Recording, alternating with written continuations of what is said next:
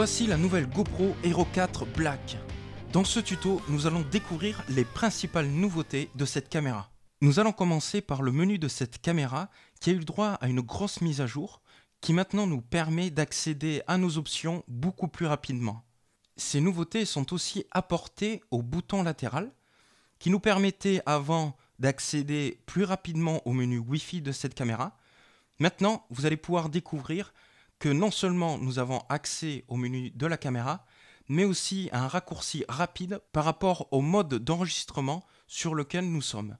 Par exemple, si vous êtes en mode vidéo, si vous appuyez une fois rapidement sur le bouton latéral, vous allez pouvoir avoir accès à tous les menus qui sont en rapport au format vidéo. Maintenant, si vous appuyez plus longuement sur ce même bouton latéral, vous allez pouvoir avoir accès toujours au menu Wi-Fi, qui est aussi maintenant le menu Bluetooth. Je suis par exemple ici sur le mode photo. En appuyant sur le menu, je vais pouvoir accéder directement à mes options photo, par exemple changer les mégapixels ou encore activer le mode ProTune pour pouvoir maintenant changer mes ISO.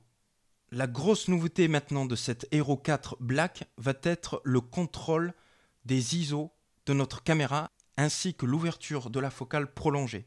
Si nous activons le mode ProTune, aussi bien en vidéo qu'en photo, nous allons pouvoir choisir nous-mêmes la netteté de nos vidéos ou de nos photos, les ISO, ainsi que la balance des blancs.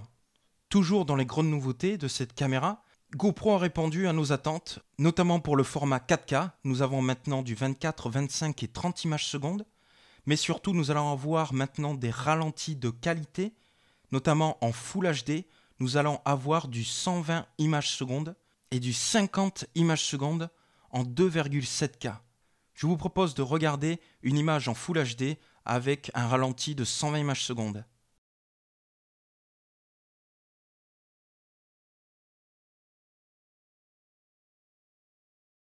Pour revenir à la qualité d'image, l'équipe GoPro ont été encore plus loin, surtout par rapport à l'enregistrement ou les prises de photos en basse luminosité. Maintenant, nous allons pouvoir filmer ou prendre des photos dans un endroit quasiment de nuit. Vous avez pu voir dans la vidéo officielle de GoPro les timelapses magnifiques qui ont été faits de nuit, où nous pouvons voir donc les étoiles, mais aussi les prises qui ont été faites à ce célèbre festival.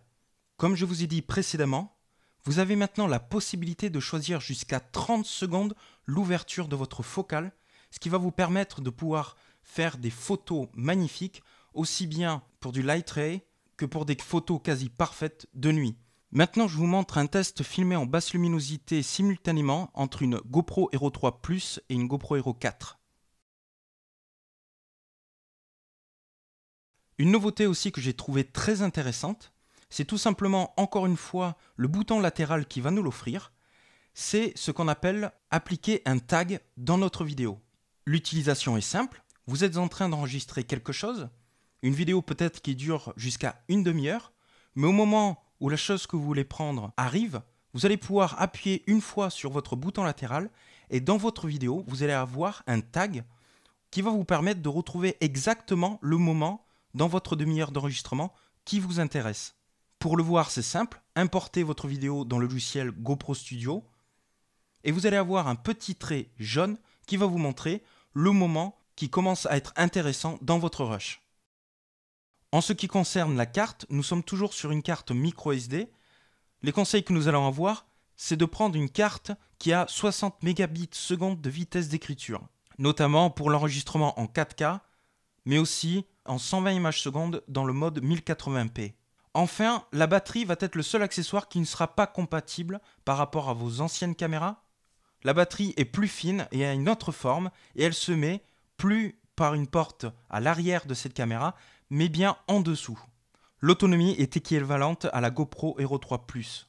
En ce qui concerne l'option Bluetooth, actuellement elle sert à pouvoir allumer et éteindre votre caméra via l'application GoPro sur votre smartphone ou tablette. Et nous attendons des news pour savoir si nous allons pouvoir contrôler de nouveaux accessoires ou autres options de la caméra.